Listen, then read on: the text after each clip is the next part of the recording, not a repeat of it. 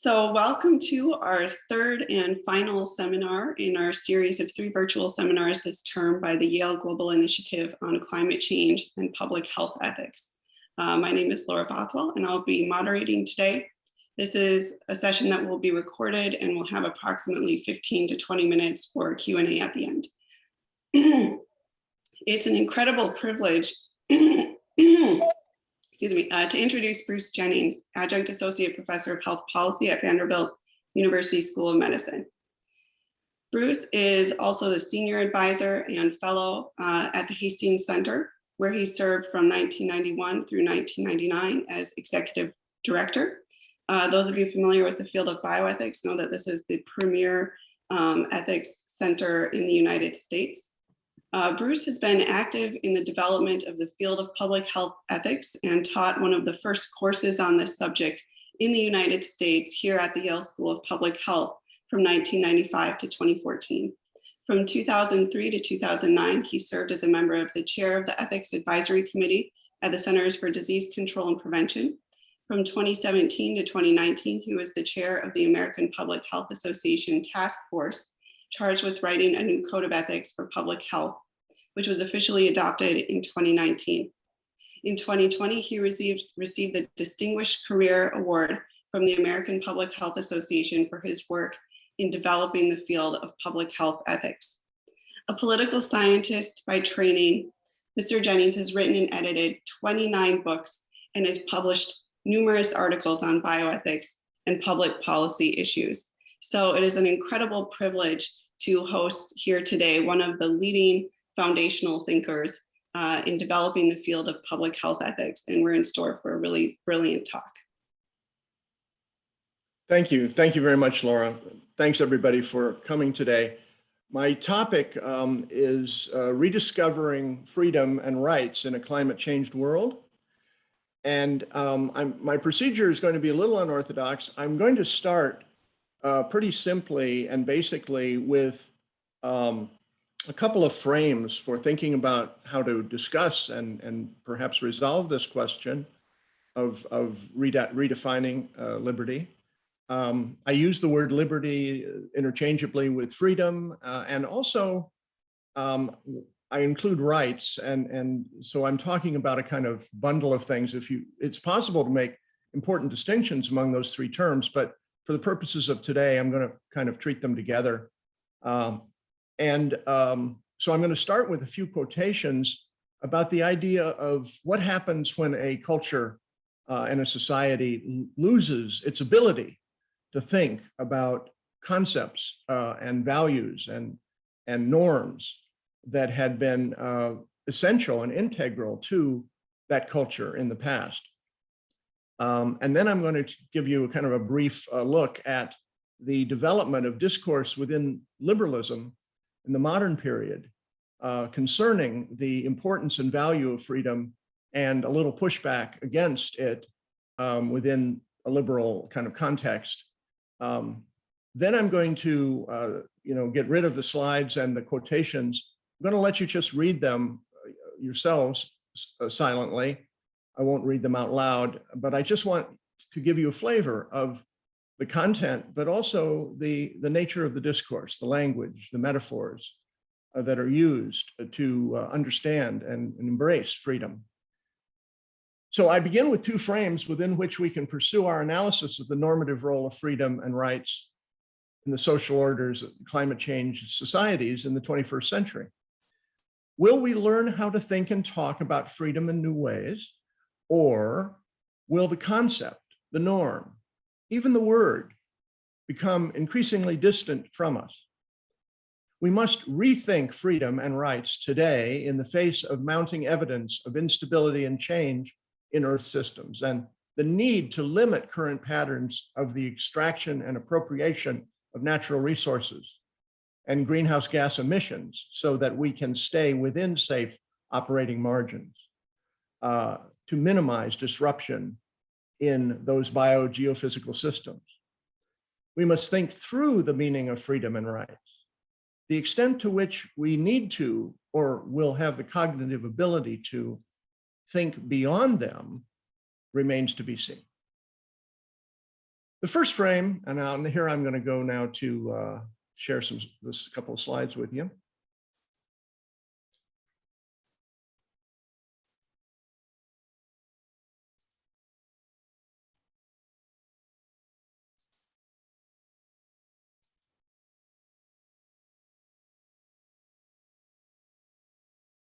Has to do with the notion of losing our concepts. And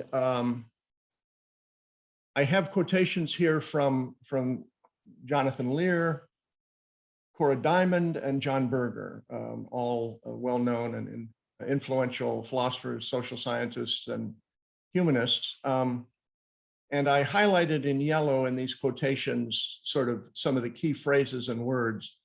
But let me just pause for a moment while you read the three quotations here.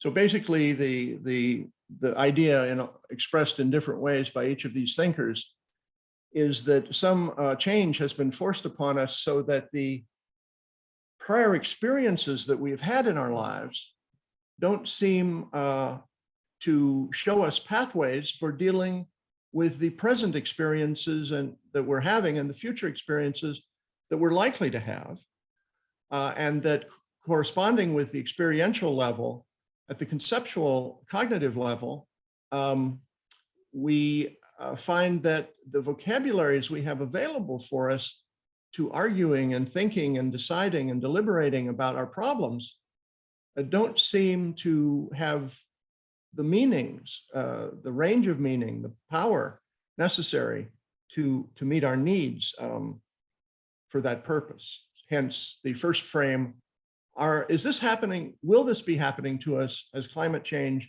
gets worse and worse as we move into a 2-degree increased hot world into maybe a 3, or God forbid, into a 4-degree world? Will we in fact lose our concepts, not only freedom, rights, and liberty, but many related central normative concepts? Now, in terms of reviewing the development in the modern period, which is also the period of energy-rich fossil carbon as the basis of our political economies in the West, some statements about the development of the importance of freedom and notions of freedom in the liberal tradition. The first one, I hope, is maybe familiar to all of you. The famous statement of the liberty principle or the harm principle in John Stuart Mill's book on liberty.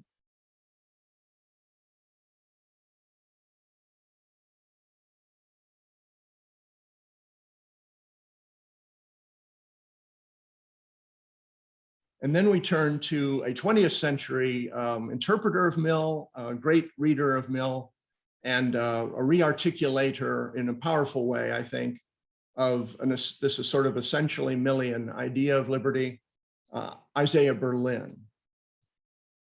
A couple of quotes from Berlin's work.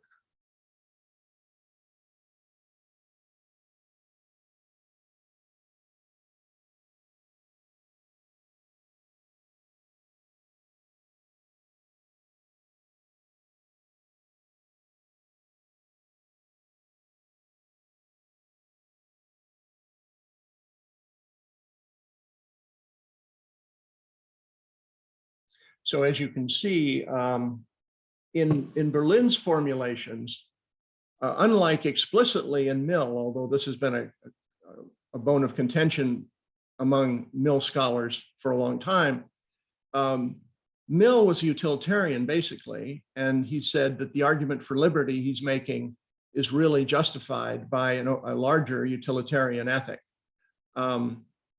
In fact, a lot of the things that Mill says on liberty sound more like matters of dignity, rights, and intrinsic worth rather than consequentialist arguments in favor of liberty. I think that Berlin's formulations here suggest a deontological, a duty-based, or an intrinsic value-based dimension to the notion of liberty. It's not just an outcomes-based increase of happiness kind of value. Even if our liberty doesn't make us happier, it is nonetheless of moral significance and political and legal significance and value, because it is not only about what happens among human beings, but it's also what happens to transform human beings from the inside. And Berlin is, I think, an impressive and striking formulator of that idea. I wish to be a subject, not an object. I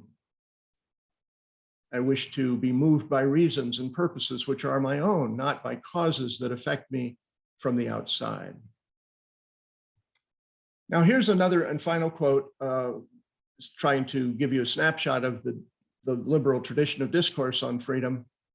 This is pushback by a philosopher who obviously has some interesting and telling points to make on behalf of not respect for the individual's freedom of self-determination and self-sovereignty, but the countervailing ethical duty of care and concern for the well-being of the individual, who sometimes is not really cognitively able to manifest liberty in the purely ideal theoretical sense. And that's Conley's reflections here.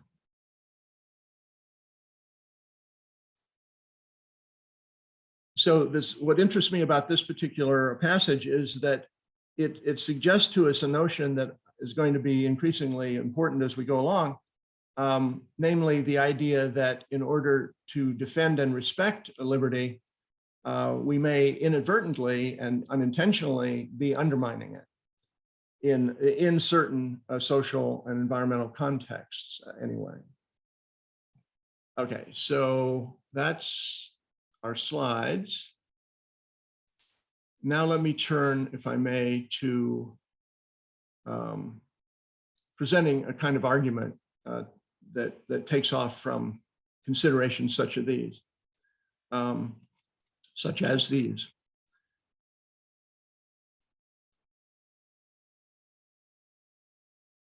There's no gainsaying the fact that the scope and degree of negative liberty, the right to be left alone, freedom from coercion and interference by others. There's no gainsaying the fact that the scope and degree of negative liberty currently afforded to individuals and corporations in the political economy of neoliberalism and global capitalism will have to be curtailed considerably if the brakes are to be put on global warming, and if planetary limits and ecological constraints on carbon emissions and economic activity are to be respected. Negative liberty recognizes only voluntary or contractual obligation as a restraining norm on individual will. Natural or social necessities are not something to be respected, but something to be overcome in the progress toward individual self-sovereignty for all humankind. Therefore, it is not compatible with the ways of thinking in which the normativity of obligation and duty is not solely based on human voluntarism, will, and consent, but also on divine purpose, natural necessity, or transcendental reason. Today, this perennial conversation between the claims of free will and bound duty is being reprised in the context of newly perceived problem of planetary stability. In the environmental conditions capable of supporting flourishing biodiversity and resilient ecological complexity, the collective human activities of production and consumption have reached intolerable and unsustainable levels. What has individual liberty, freedom, and rights to do with this challenge? For at least 300 years, liberty, understood as a fundamental human right, together with the parallel notion of an individual right to acquire and use private property, has been one of the primary justifications for promoting the economic behavior that has brought us to this planetary crisis point. Market-driven prosperity will soon extend from the few to the many. This is the gist of the Enlightenment ideal of progress and emancipation from constraining necessity and unmet need. Intellectual freedom and economic entrepreneurial freedom have been the linchpins of a liberalism grounded on energy-rich fossil carbon that has aspired to carry out this progressive project of the liberation of humankind from the limitations imposed by nature. Perhaps human beings have always dreamed of liberation and aspired to freedom from domination and want. But only in the modern period has this ideal of liberation been so strongly tied to notions of consumerism, psychologically endless material wants, and possessive individualism. From this general conception of historical liberation for the human species, more specific ideals and rights of liberty or freedom for human individuals have been articulated in political, economic, social, and intimate forms of life. The ideologies and movements associated with liberalism, democracy, and entrepreneurial capitalism have contributed to this emphasis on individual liberty. Liberty is often defined as self-directed individual agency, free from arbitrary interference by others, in the pursuit of the subjective satisfaction of needs and desires. The right to liberty to defend so defined is a moral claim that can be made by a person against others who are in a position to impede, impel, or coerce a person's behavior in ways that conflict with the person's own purposes or interests. Private individuals may fall into this category, but the right to be free quintessentially applies against those who wield corporate institutional power or the legal police power of the state. To put the point in a different way, liberty is the claim to be allowed the space for effective, self-directed individual action in pursuit of the satisfaction of needs and desires, unconstrained by the arbitrary interference of others. Others who interfere can be human beings exercising power or coercion over the individual, but they can also be non-human beings or natural conditions that interfere with the individual's attempt to meet needs or fulfill desires. This poses a problem of the future of liberty from an intellectual history perspective. Let me now look at it from an Earth systems perspective. During the Holocene epoch of the past 12,000 years, the climate of the Earth has been unusually stable and moderate. This has facilitated abundant plant life and other material environmental parameters within which human species has vastly expanded its population, the range of its habitat, and its impact on ecosystems. The Holocene has provided a natural background for the biological evolution of human cooperation and for the cultural evolution of complex forms of communication, social organization, creative, adaptive intelligence, and behavioral plasticity. The advent of a new epoch might portend an extension of the competitive successes of the human species, or it might usher in a period of devolution and decline.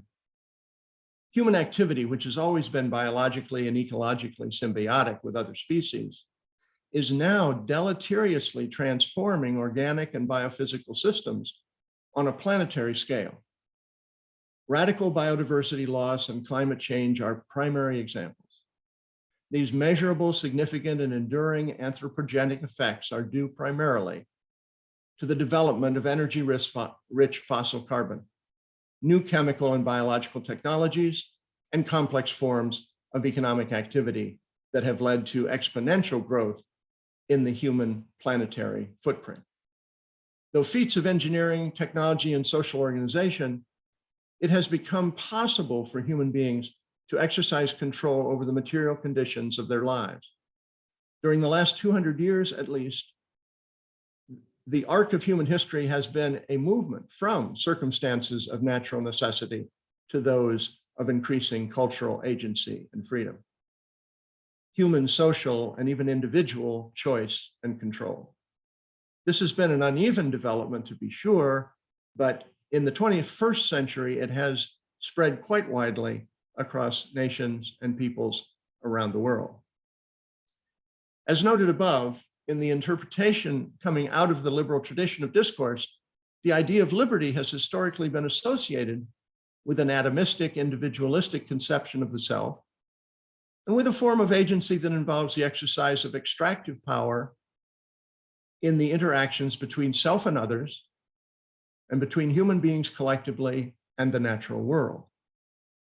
However, this trajectory of human progress that has inspired so much political and ethical aspiration in the modern period may have run its course. The recent realization that the modernity of Enlightenment liberalism, capitalism, and science and technology have created a world in which anthropogenic determinants and forcings can cause and are causing fundamental changes in planetary systems. This is the paradox of human historical development. The relocation of human beings from the realm of necessity to the realm of freedom has reached biophysical limits and has become self-defeating.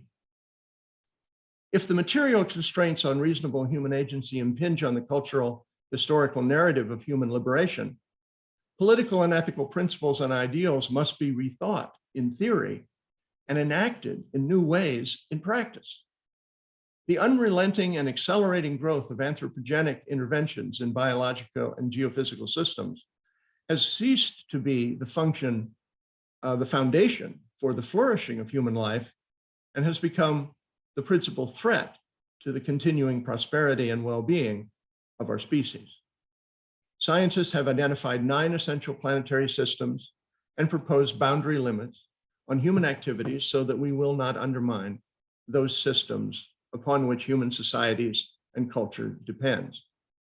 We may already have exceeded the safe operating margins of 4 of those 9 systems. Our current social and economic systems drive this problematic human activity and do anthropogenic harm to our systems. This places the systematic ecological effects of human behavior and human social and technological development in a new ontological light. To be sure, geologic and ecological upheavals punctuated the stable Holocene and brought massive changes to human societies within limited regions from time to time in the past. But never before have human beings caused such widespread disruption and destruction. Never before have humankind understood so clearly that it is deliberate anthropogenic activity that is causing these disruptions. And never before has our species faced the imperative of undertaking such a goal-directed and rapid transition in our economics, politics, social relations, and cultural beliefs and values. Traditionally, mainstream thinking in science, economics, and politics have regarded the ecological and geophysical systems to be a backdrop to human behavior, a backdrop that does little but provide resources and raw materials for human use. One of our best hopes for the future is that in the 21st century, there will be a paradigm shift, a new social imaginary that involves seeing human beings in interdependence and symbiosis with each other and with non-human nature, finding new dynamism and agency in the non-human world and broadening human ethical responsibility, commensurate with the planetary scope of the consequences of human power and intervention. The foundation of such a broader remit of human ethical responsibility is a proposition that nature has intrinsic value and is not merely a resource to be used for human interests. The conditions of its flourishing and resilience have a value of their own that human beings should recognize and respect. Nature has interests and rights of its own that should be taken morally into consideration in the legal and moral governance of human agency. This will place a moral and legal restraint on human liberty and rights claims, in addition to the material limits and restraints that Earth system science is discovering and reporting regularly. That aspect of modernity that we associate with the intellectual movement of Baconian science and the Enlightenment has taken for granted that increasing knowledge leads to increasing human freedom and control. Contemporary scientific knowledge has called that assumption into serious question. And if we are to solve the paradox facing the future of humanity, thanks to climate change, then we must swallow hard the fact that many forms of activity and ways of life that have been pursued in the name of human freedom are dead ends, and that more ethically and ecologically viable ways of life must be constructed and practiced in their stead. In the long run, these new ways of life will come to be associated with the pursuit and the experience of freedom. But in the short term, transitional period that lies just ahead, they will be experienced as constraints that are inherently incompatible with liberty. If the ontological project of human liberation, of human agency, materially is to escape its current impasse and contradiction, the historical project of human liberation politically and ethically must be redefined and transformed. The conception of freedom presented by the liberal tradition is the idea of negative liberty, or the absence of impediments to the fulfillment of individual will and desire. This notion of liberty is inadequate because it only rules out coercion, brute force, and other non-consensual constraints on the individual and agent, without also taking into account the more subtle and insidious ideological or circumstantial pre-structuring of possibilities that individuals perceive and attempt to pursue. This foreclosing of choice is often done in the service of interests other than the individual's own, and should be seen as a morally significant curtailment of liberty in its own right. The types of power that curtail liberty in this way are various, indirect, and in some societies, pervasive. The Canadian political theorist C. B. McPherson refers to this as extractive power, and it is actually facilitated by the concept of negative liberty and by John Stuart Mill's overly limited notion of what constitutes the boundary between self-regarding and other-regarding acts.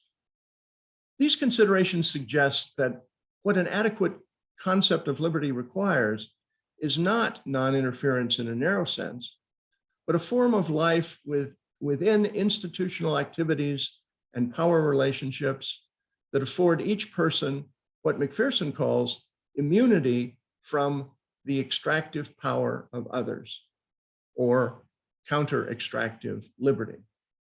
This idea opens the door to a related notion, namely protecting natural systems and planetary boundaries against human extractive power.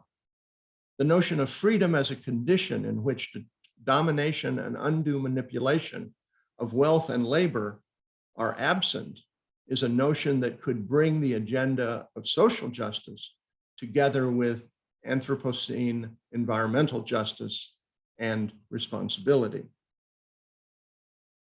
The notion of liberty and the condition conducive to responsible agency and genuine liberation, I suggest we call it ecological liberty, or the liberty of ecological agents, will have some of the following characteristics.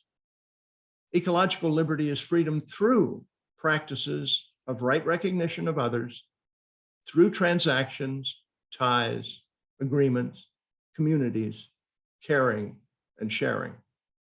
It starts from empirical research, lived experience, and the insight concerning the social being and the ecological interdependence and symbiosis of human persons. The social being is rooted in human experience of caregiving and receiving that responds to human biological and psychosocial need, developmental potentiality, interdependency, and mutuality. I think I can finish up now in an okay time frame. The ecological and relational interpretation of liberty provides a way of connecting the excessive atomism of many individualistic perspectives that have been and continue to be influential in liberal capitalist societies. However, despite its clear emphasis on the emplaced, situated, and communal aspects of forms of life and self-realization, ecological liberty does not point toward collectivism, nor toward authoritarian and paternalistic versions of communitarianism.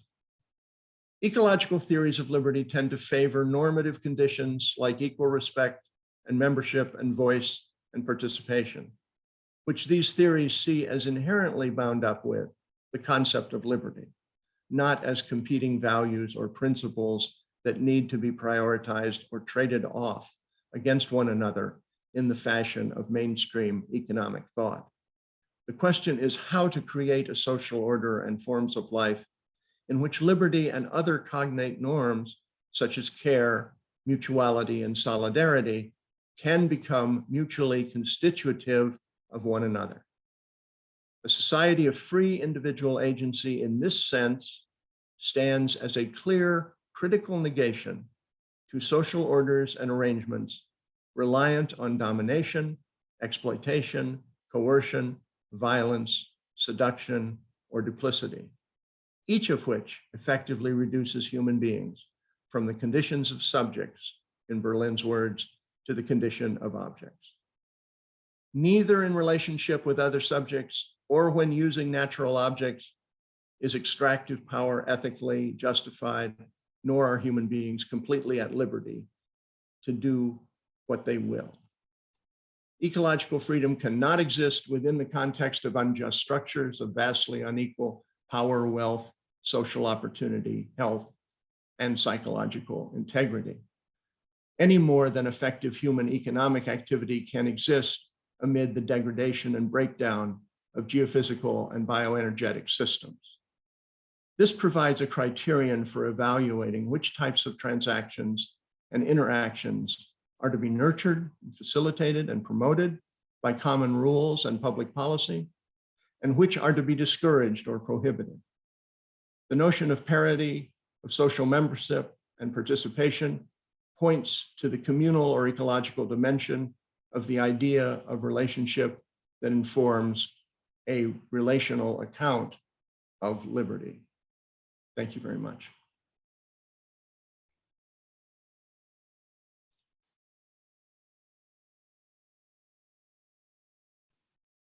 Thank you so much, Bruce. That was incredible.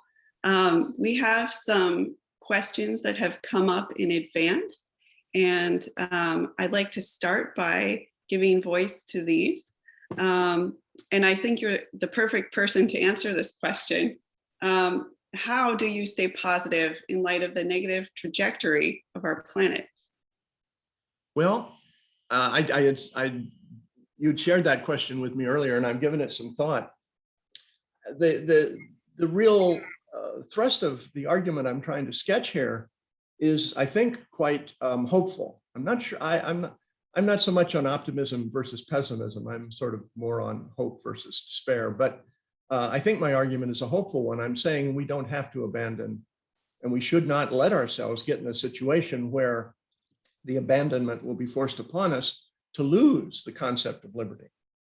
I'm instead saying it can be salvaged, but it does need to be rethought, thought through, transformed, reconstituted, and so forth in ways that, again, I tried to sketch this notion of an ecological or relational liberty rather than the negative liberty of non-interference and unless you do active harm to other people.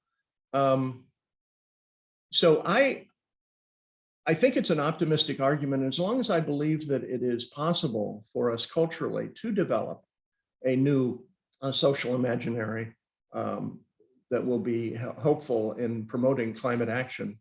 I think it'll also be helpful in promoting social justice. Then I keep myself hopeful by engaging insofar as I can with whatever talents I have, mostly, thinking and writing and talking and teaching. I try to contribute to that overall trend and perhaps a new movement or incipient movement that I see toward that new kind of ecological social imaginary. That gets me up in the morning, that keeps me hopeful and optimistic, because I love philosophy, I love theory, and I never really loved the idea that theory was totally separate from practice. And there are many, many practices around, mostly at the local level, unless you're a big shot, that you can engage in, and you can live out your ecological theoretical leanings. And that's what I've tried to do in my life, and continue to try to do so.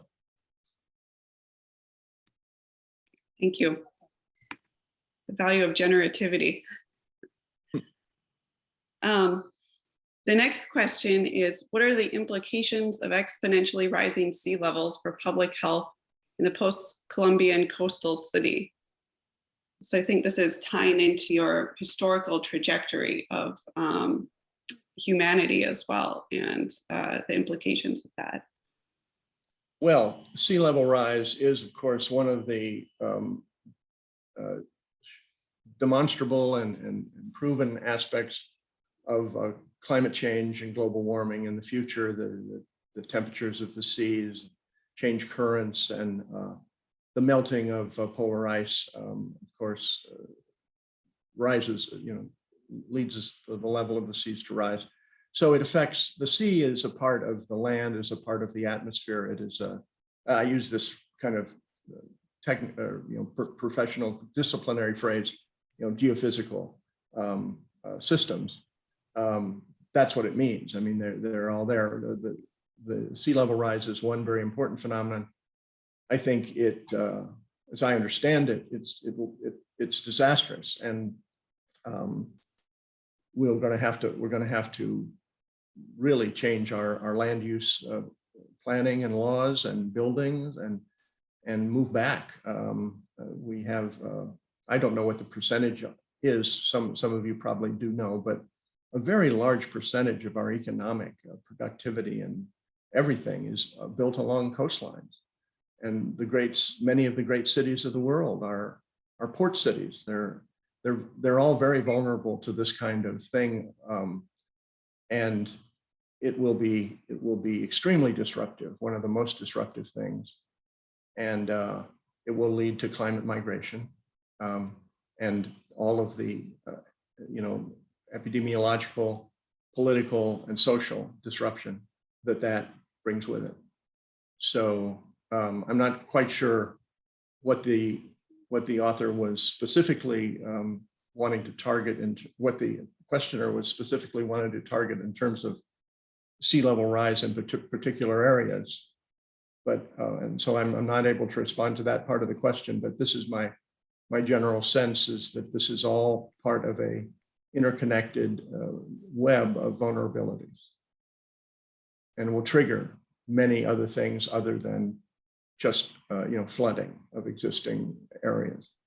Thank you. And I'd like to just tag on a follow-up question to that briefly, if I may, which is that you're talking about the collective value of freedom in the sense of solidarity and sense of community. And that sort of approach toward responding to sea level rise would inspire communities to take action as a group, as opposed to private entities finding a way to adjust to rising sea levels. But that sort of mindset, I think, is really missing. So how can we incorporate a more community orientation toward this very discrete policy question before us? Well, that's a very good question. And again, I'm somewhat hopeful. We're going into, and if anyone has had a chance yet to look at the latest assessment report of the IPCC, they have registered a shift of emphasis, so to speak, from climate mitigation to climate adaptation. And what that means, mitigation really has to do with coming up with a sustainable grid, and different power sources, curtail the use of fossil carbon, burning fossil carbon, which leads to the emissions.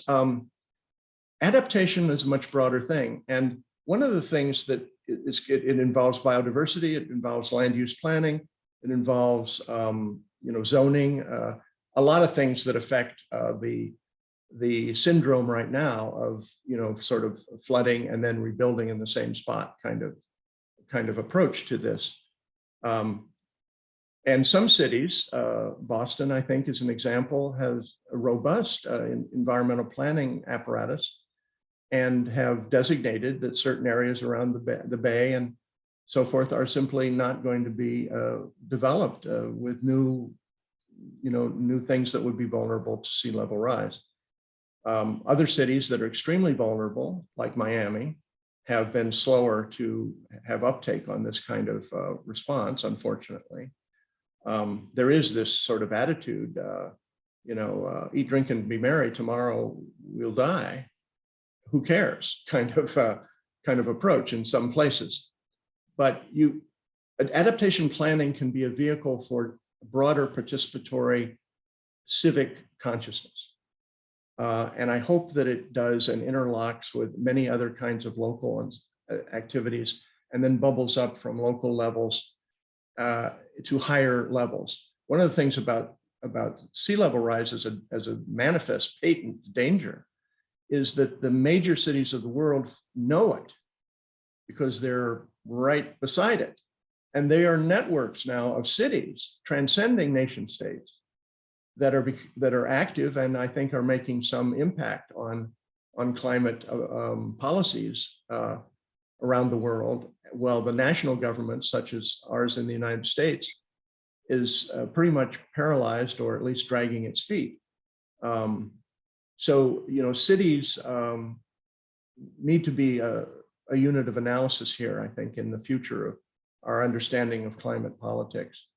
But the participatory experience of discourse about adaptation planning can be generalized by individuals who go out and then talk about other social issues with their neighbors or indeed with organized citizen participatory groups. So I think that sea level rise has a potential for having a sort of silver lining, if I dare put it that way. It is so palpable and so immediate and so striking that it may trigger civic learning. And it may get activities started in communities that haven't been bothered with community discussions of these kinds of things before. But now that weather seems to be linked to climate change and people are recognizing that, all kinds of natural disasters are being linked in. There's more and more informal organizing going on, I think, and that can generalize and can turn places that are in effect civic deserts because they don't really offer any opportunities to think and talk and argue and debate about the common good. They don't permit you, like John Berger's quote, they don't permit you to be able to think thoughts as a citizen. Civic deserts can be transformed into civic action places. And I hope they will. And I hope that climate change adaptation is a vehicle and a stimulus to doing precisely that. Thank you so much. And Tim Weiskell has made some comments along these lines in the chat. Tim, would you like to share your comments aloud, or if you prefer, we can respond to the questions in the chat? No, I'd be glad to call in and be videoed.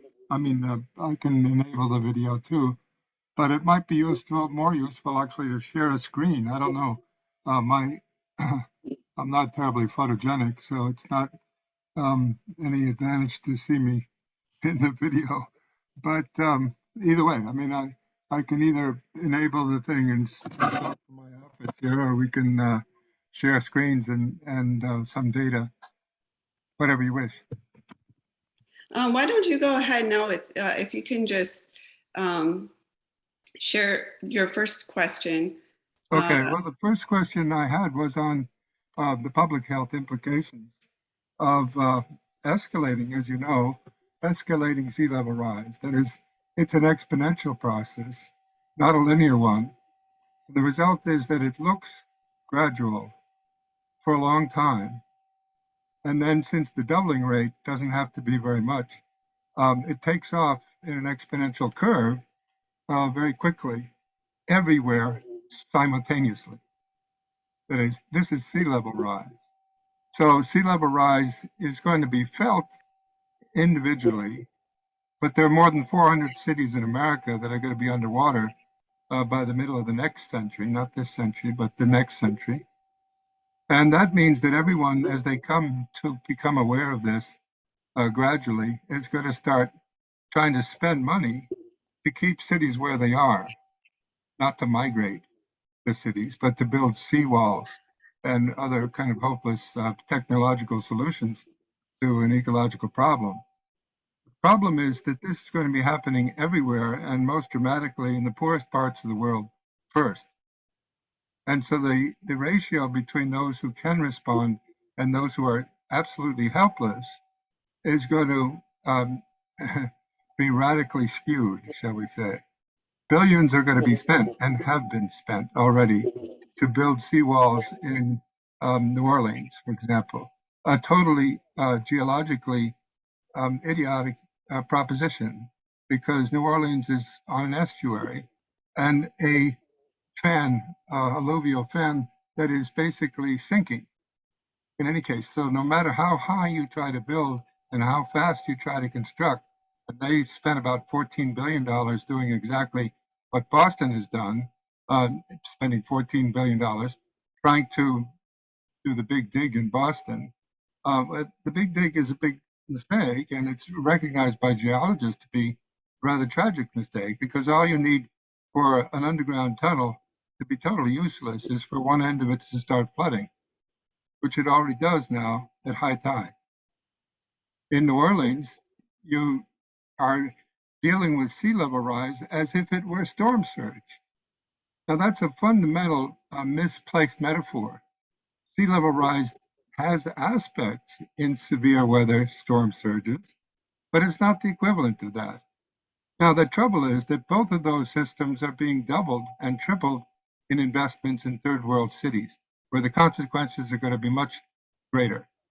Lagos, Nigeria, for example, has just invested, and the US Embassy has just opened a brand new consulate in a piece of land that has been totally constructed into the center of the Atlantic Ocean. Well, not the center of it, but the edge of the Atlantic Ocean from Lagos.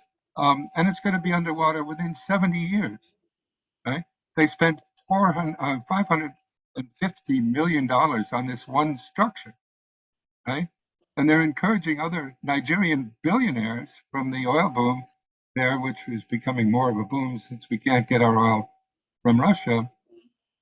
It's being encouraged for the billionaires to invest in seaside resort expansion.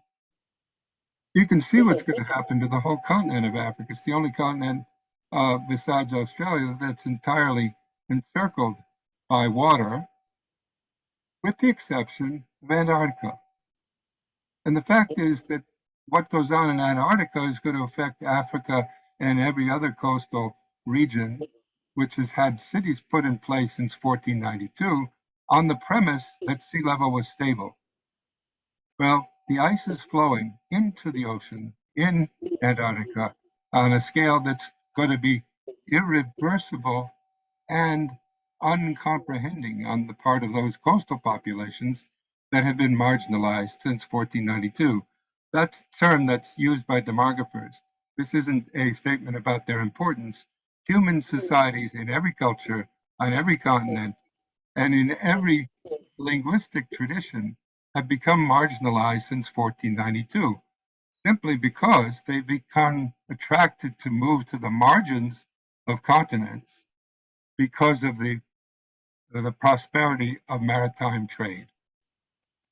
Now, that's the suicidal tendency that humans are now engaged in collectively.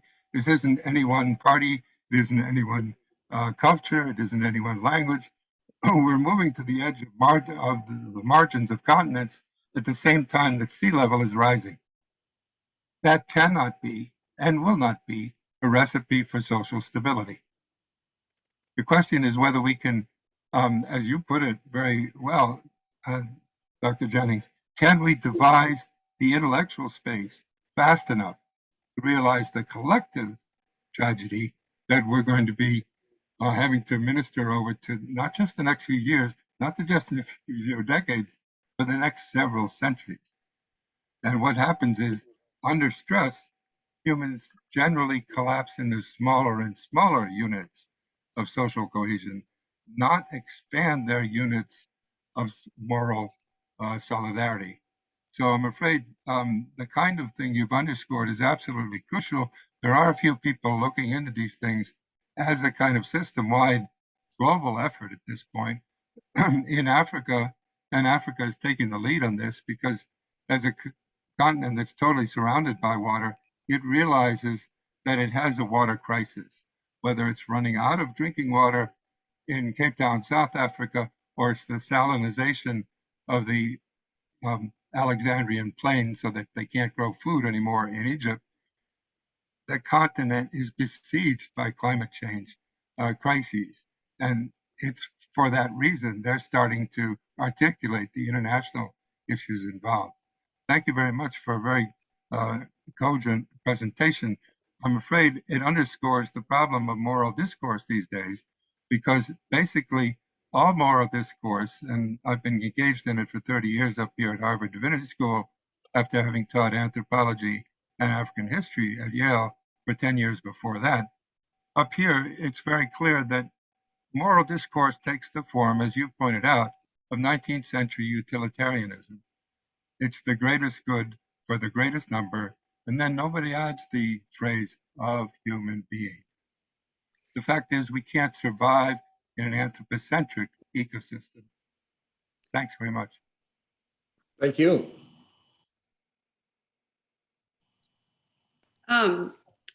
If you'd like to speak more on the collective response, we could do that now, or we could turn to also the question from Kyle Ferguson, which is that what are the key differences between a society that values and achieves ecological freedom and a society that values and achieves traditional liberal freedom, but couples it with egoism, prudence informed by an understanding of our dependence on nature? And Kyle, feel free to add to that if you'd like as well. Yeah, I guess by the second option, I was just thinking of sort of an enlightened, an ecologically enlightened liberal. So why do we need the more transformative move to ecological freedom? I understand. I think I understand. My sense is that what we need to achieve is more than the sort of environmentally or ecologically enlightened liberalism, because that suggests to me, and maybe you didn't mean this, you don't mean to include this, but in that construct, I see a continuation of a paradigm of essentially competitive human being and doing, an individualistic continuation of perhaps modified and made a bit milder than you see in current libertarian discourse, but nonetheless, sort of basically an ontological idea expressed nicely by Mrs. Thatcher. There's no such thing as society. There's only groups of individuals.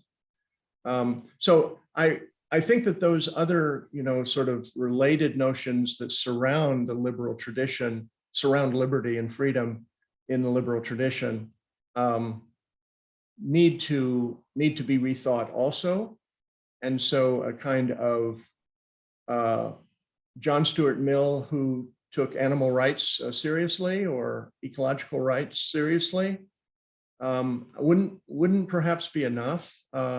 I don't think it would do the work we need to do to unbundle the concept of liberty from its individualistic moorings and to re-anchor it in symbiosis and relationality and interdependence. So that's my initial thought as to your suggestion. Certainly, the ecological education of everybody, including liberals who continue to want to hold on to a great deal of the competitive entrepreneurialism that has marked the tradition. It's a welcome step in a journey. I think that we need to go further than that. And I worry, like every people always do worry about, I'm not sure what the phenomenon is called, but this gradualism. Well, I now, affirm, conservation measures and so forth. That's enough.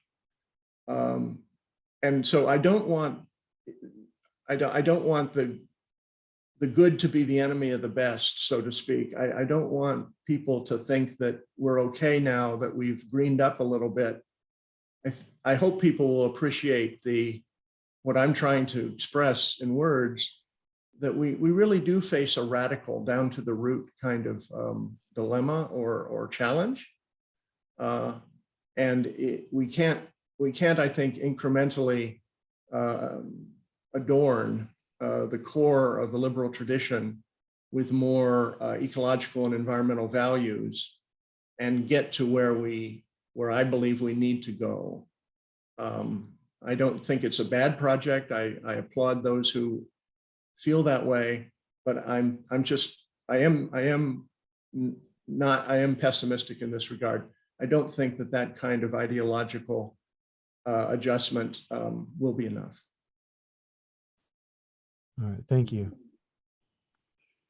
Thank you so much, Bruce, and everyone, for your really thoughtful discussion. And I'd like to ask one more question, unless there's any others out there, which is sort of coalescing a lot of the points that have been coming up. I believe it was the Berger quote, was talking about the erosion of cultural identity. And Bruce, I thought you had a really useful point in having a reorientation of relationship with nature.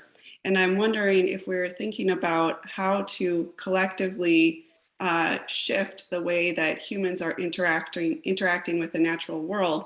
What is the role for a new cultural identity and relationship with the planet that perhaps is shifting away from consumerism toward appreciation?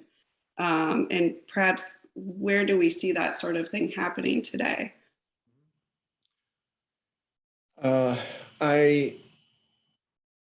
I'm not sure, at what level of categories we need to operate in order to make the notion of relationality compelling and persuasive enough to alter motivation and commitment and orientation. The planet may be too large, a relational partner. I do tend to think that it is important to, one of the things I like about the adaptation turn is it's not that mitigation we're done with, and it remains essential. But I like it because it doesn't focus as exclusively on climate change, which after all is only one of the planetary systems that are in trouble. And I think we've forgotten a little bit, at least I have, focusing so much on climate change and its literature. We forget about extinction, we forget about biodiversity, we forget about a number of things that we shouldn't forget about here. And adaptation, I think it can be an umbrella term that will be about relationality, essentially, I hope, but it will turn the discussion toward more concrete and local kinds of relationality that are meaningful and immediate to people. And this is not just an intellectual persuasion exercise. This is also, as your question suggests, Laura, it's about hearts and minds. It's about minds and hearts. And I do think that a sense of place is powerful. We can turn it to ecological concern, and that would be a better place if we did. Civic and ecological have to go hand in hand.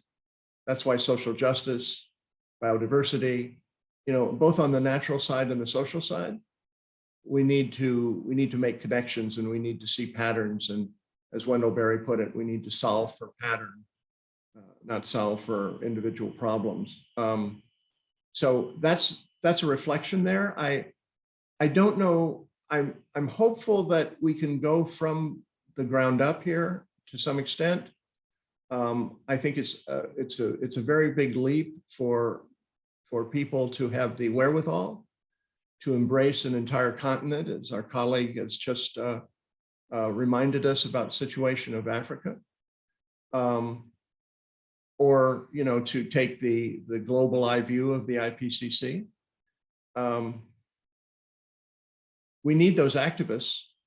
We also need, like the younger people who have spoken out in the last several years, we need an intergenerational vision as well. So we're talking both about sort of ecological relationality in one place in time, and we're talking about cross-generational relationalities between those who have died but are still with us in various ways, non-material ways, and those who are not yet alive but are still should be with us in our social imaginary because of their future being.